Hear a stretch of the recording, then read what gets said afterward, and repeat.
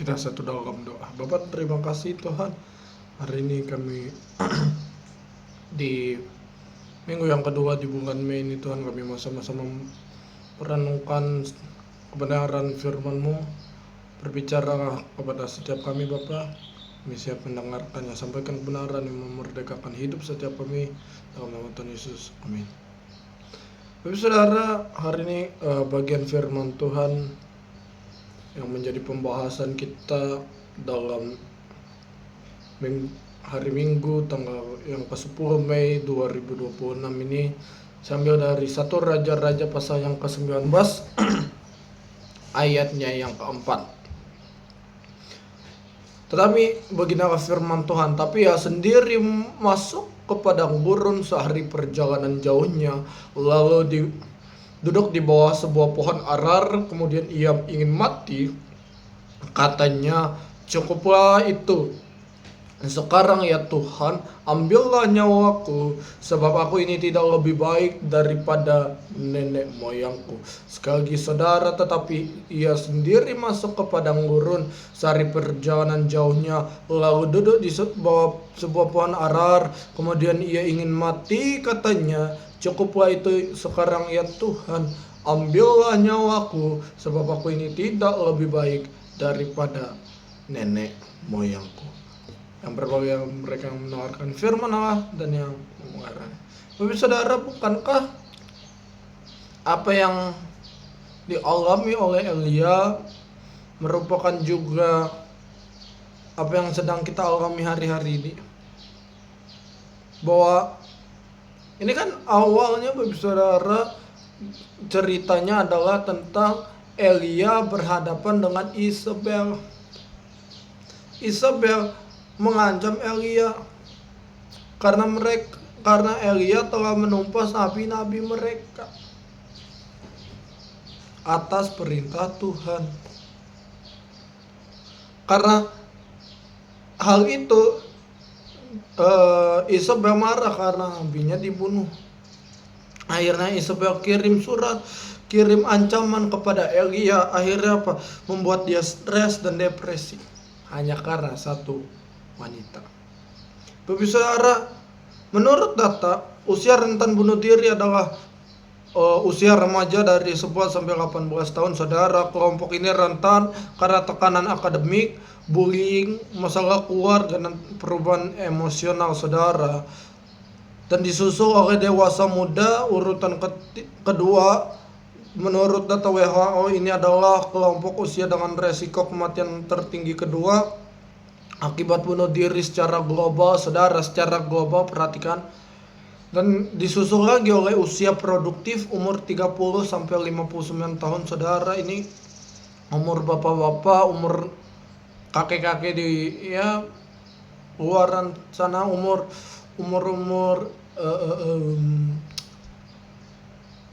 kerja lah pokoknya, umur dewasa muda, mungkin umur orang tua kita sekarang, saudara.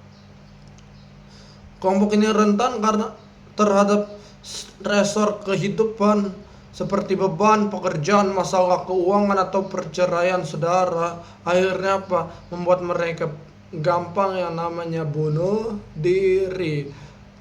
Bahkan di bagian atas dikatakan bunuh diri bisa terjadi pada siapa saja di segala usia. Kenali kelompok usia yang lebih rendah ini, saudara, ya. Makanya hari ini spesial tentang Elia, saya mau bahas tentang take a rest atau beristirahatlah. Temanya adalah menang atas stres dan depresi. Doa saya menyertai kita setiap yang hadir, apapun masalah, tantangan, stres, depresi, anxiety, dipulihkan dalam nama Tuhan Yesus. So, apa kunci menang atas stres dan depresi? Yang saya catat adalah rest your body atau istirahatkanlah tubuhmu. Ayat 5 sampai 7 masih dalam 1 Raja-Raja 19. Sesudah itu ia bangun, berbaring dan tidur di bawah pohon arar itu. Tiba-tiba seorang malaikat menyentuh dia serta berkata kepadanya, bangunlah, makanlah. Ketika ia melihat sekitarnya, maka pada sebuah kepalanya ada roti bakar dan sebuah kendi berisi air. Lalu ia makan dan minum kemudian berbaring pula. Tapi malaikat Tuhan datang untuk kedua kalinya dan menyentuh dia serta berkata, bangunlah, makanlah, sebab bahwa tidak perjalananmu nanti terlalu jauh bagimu. Bapak saudara, penting sekali dalam hidup kita beristirahatkan tubuh, tidur, istirahat yang cukup, makan. Karena ini berhubungan dengan apa? Kondisi fisik kita. Elia pada saat itu karena lelah menghadapi segalanya, akhirnya dia berbaring sejenak. It's okay to be not okay. Gak apa-apa untuk menjadi tidak baik-baik saja.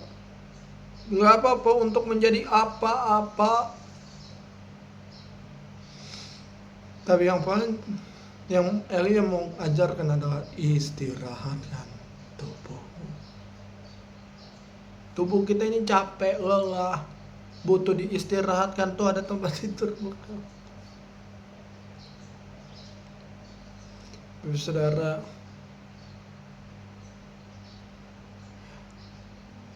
sesudah itu ayat 5 tadi bilang, sesudah itu ia berbaring dan tidur di bawah pohon arar itu. Tapi seorang malaikat menyentuh dia dan berkata, bangunlah, makanlah. Ketika ia melihatnya, melihat sekitarnya, maka pada sebuah kepalanya ada roti bakar. Mungkin kalau di Indonesia babi kecap kayak ya itu jokes saja sih. Dan sebuah kendi berisi air, lalu makan dan minum pula, kemudian berbaring pula. Tetapi malaikat Tuhan intinya saudara, bahwa ketika saudara capek, lelah, badan saudara letih, tidur, istirahat cukup. Kenapa? Karena kalau kamu gak banyak istirahat, kamu akan sakit. Bukankah hidup kita tuh, kita harus menjaga tubuh kita, men? Kita harus menjaga, memperhatikan pola makan kita, men. Memperhatikan istirahat kita. Karena Martin Luther bilang, tubuh yang sehat adalah taman jiwanya, tapi tubuh yang sakit adalah penjara baginya. Tapi saudara, kalau engkau capek, tidur, istirahat. Buat kamu yang lagi capek masalah kehidupan, selesaikan boleh, tapi istirahat juga harus. Anak muda yang lagi capek dengan tekanan hidup, selesaikan harus. Tidur juga harus. Maka itu istirahatkan tubuhmu. Ketika kamu fresh, fit, di situ ada kekuatan. Yang kedua adalah rest your mind, atau istirahatkan pikiranmu. Ayat 9-10. Di sana masuklah ia ke dalam sebuah goa dan bermalam di situ. Maka firman Tuhan datang kepadanya demikian, apakah kerjamu di sini, Elia? Jawabnya, aku bekerja segiat-giatnya bagi Tuhan Allah semesta alam, karena orang Israel meninggalkan perjanjianmu, meruntuhkan mezbah-mezbahmu, membunuh nabi-nabimu dengan pedang. Hanya aku seorang dirilah yang masih hidup, dan mereka ingin mencabut nyawaku. Coba lihat ayat 9 lagi. Di sana masuklah ia ke dalam sebuah goa dan bermalam di situ. Maka firman Tuhan datang kepadanya, apakah kerjamu di sini, hai Elia? Kenapa Tuhan tanya? Apakah Tuhan gak tahu Elia pada saat itu lagi ngapain? Lagi stres, lagi ada dalam sebuah goa, ada dalam satu tekanan mental. Tahu kan? Tapi kenapa tiba-tiba Tuhan tanya, apakah kerjamu di sini, wahai Elia? Saudara, kau Bapak Ibu, saudara, perhatikan, ini bukan hanya sebuah pertanyaan. Tapi Tuhan ingin memancing Elia untuk ngobrol, curhat. Sebetulnya ya ini akan berhubungan dengan poin selanjutnya, poin 3, tapi nanti. Sebetulnya kunci untuk kita bebas dari stres, depresi itu ngobrol, curhat. Yang pertama dengan Tuhan, dengan orang tua bagi yang masih punya orang tua, dan dengan pasangan. Kuncinya ngobrol. Kenapa Tuhan pancing? Karena kalau pikiran Elia pada saat itu lagi nggak baik-baik aja, dia bisa lakukan hal-hal yang tidak diinginkan. Makanya istirahatkan pikiranmu. Ya, healing. Banyak hal yang bisa kita lakukan untuk healing, untuk bercengkrama juga. Yang nge-gym. Ya. Nge-gym dengan apa ya? Beda fitness dengan fitnah. Kalau fitness sehat, fitnah kejam.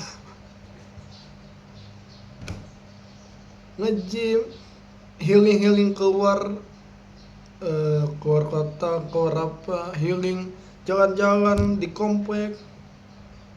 Kenapa? Karena ketika kita healing, sebetulnya kita lagi mengistirahatkan pikiran kita. Jangan kamu udah capek, kamu paksa lagi untuk berpikir. Karena ketika kamu capek, kamu stres, kamu paksa berpikir, pastilah pemikiranmu salah. Makanya Tuhan ngajak Elia ngobrol supaya unek-uneknya, supaya dia dapat mengistirahatkan ini loh pikiran. Istirahatkan pikiran dengan apa? Dengan bercengkrama juga bos, dengan teman, keluarga, pasangan, orang tua. Karena ketika kita ada bercengkrama, sebetulnya kita mendapat kekuatan, healing, bukan hilang. Oke, lanjut yang ketiga, yang terakhir adalah ratio emotion atau istirahatkan emosimu. Ayat 4 terakhir. Tetapi ia sendiri masuk ke dalam padang gurun. Tetapi ia sendiri masuk ke padang gurun sehari perjalanan jauhnya, lalu duduk di bawah sebuah pohon arar. Kemudian ia ingin mati, katanya, cukuplah itu sekarang ya Tuhan, ambillah nyawaku, sebab aku ini tidak lebih baik daripada nenek moyangku. Ada satu hal yang mau saya highlight, yaitu kemudian ia ingin mati, katanya.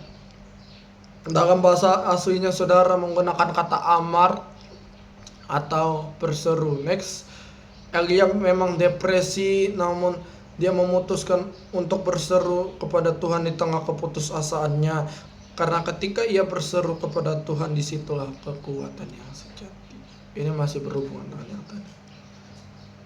Ketika emosimu sedang galau, ya emosi negatif itu kan kamu galau, kamu stres, kamu depresi, kamu nangis, itu kan emosi negatif. Dan ketika emosimu sedang tidak baik-baik saja, cari Tuhan. Karena sudah pasti ketika emosimu gak baik-baik saja, terus kamu ngambil keputusanmu akan salah. Apapun kegalauanmu, apapun anxiety-mu, apapun yang menjadi keputusasaanmu, apapun yang menjadi stres dan depresimu, berseru kepada Tuhan, di situ ada kekuatan. Terakhir, 3 Yohanes 1 ayat 2. Saudara-saudara yang kekasih, aku berdoa semoga engkau baik-baik saja dan sehat dalam segala sesuatu, sama seperti jiwamu baik-baik saja. Saya berdoa biar firman Tuhan hari ini berakar, bertumbuh, berbuah, agar setiap gangguan jiwa, gangguan mental yang ada padamu, Tuhan pulihkan dalam nama Tuhan Yesus. Kita mau satu dalam doa, kita berdoa.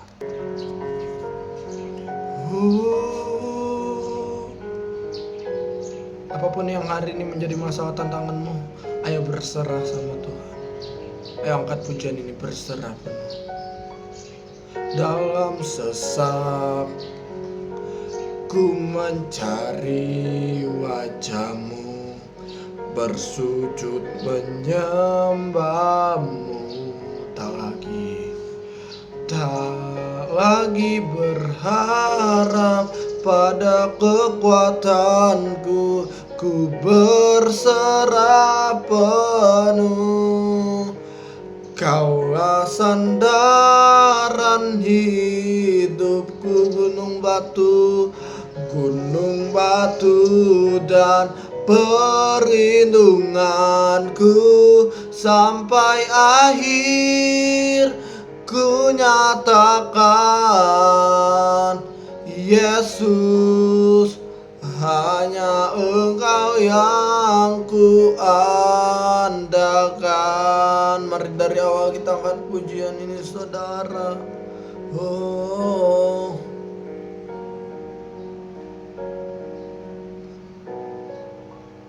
dalam sesak kami mencari wajah-Mu,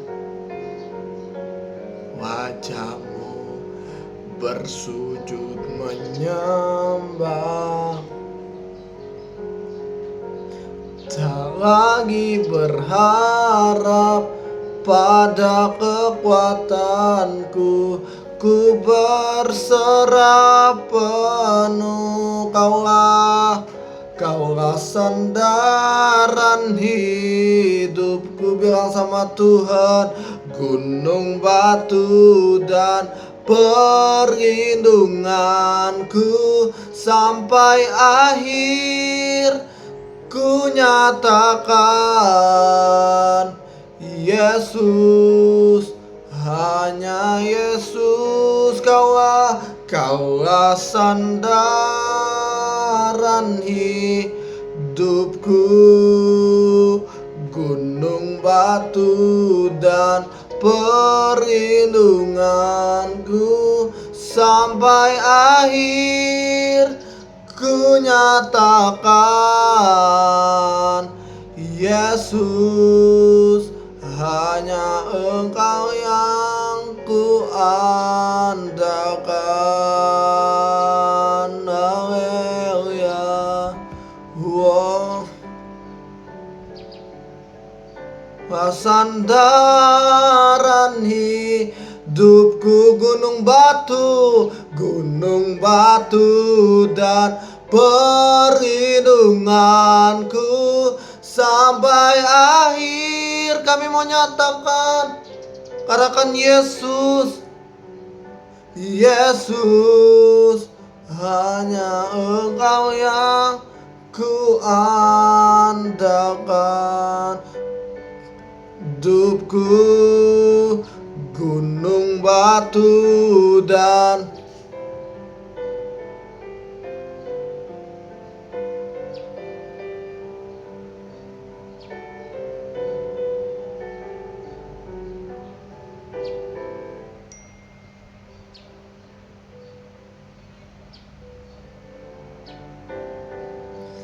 Yesus sampai akhir.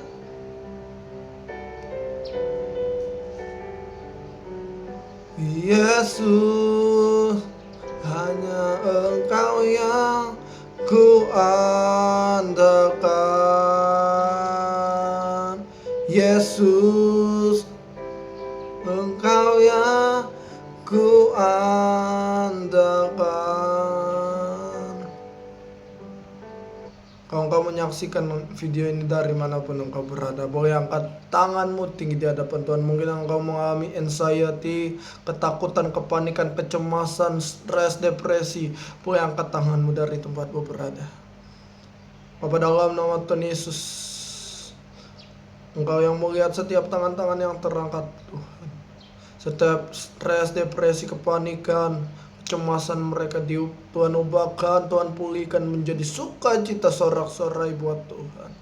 Tuhan yang memulihkan setiap luka batin, luka mental, apapun yang mereka, mungkin karena masalah kehidupan, mungkin karena keluarga, mungkin karena korban KDRT Tuhan. Tuhan yang memulihkan setiap mereka. Terima kasih Bapak, terima kasih Tuhan Yesus. Kami mau berdoa Tuhan. Firman-Mu sudah disampaikan, Engkau yang memeteraikan di hati setiap kami, sehingga semua yang mendengarkan firman-Mu diberkati Tuhan. Kami berdoa buat yang sakit hari ini, sakit fisik, mental, apapun Tuhan, oleh bilur-bilur Tuhan Yesus sembuh dalam nama Yesus. Setiap mereka yang dalam kesendirian, janda, duda, yatim, piatu, orang miskin, fakir miskin, orang tua jompo yang terlantar, Tuhan melawat, memberikan penghiburan buat mereka yang berduka. Tuhan hibur, bahkan berdoa buat hamba-hamba-Mu dimanapun berada, Tuhan diberkati Tuhan dengan sempurna. Pelayanan mereka diberkati, keluarga mereka diberkati, pun yang mereka lakukan semuanya diberkati Tuhan dengan sempurna. Kami berdoa buat BBM Tuhan, yang di beberapa daerah termasuk Palangkaraya yang ada sedikit kelangkaan Tuhan. Tuhan yang memberi, Tuhan yang memulihkan Tuhan dalam nama Tuhan Yesus. Terima kasih Bapak, masa negara ini diberkati dari tingkat pusat sampai daerah, pemimpin kami semuanya diberkati Tuhan dengan sempurna. Terima kasih Bapak, untuk perdamaian dunia juga kami berkati dalam nama Tuhan Yesus. Kami katakan perang berhenti dalam nama Yesus. Terima kasih Bapak, terima kasih Tuhan Yesus. Dan akhirnya kami mau sama-sama buka hati, kami mau terima berkat Tuhan. Allah Sang sumber segala kasih karunia yang dalam Kristus Yesus telah memanggil engkau ke dalam kehidupan yang kekal.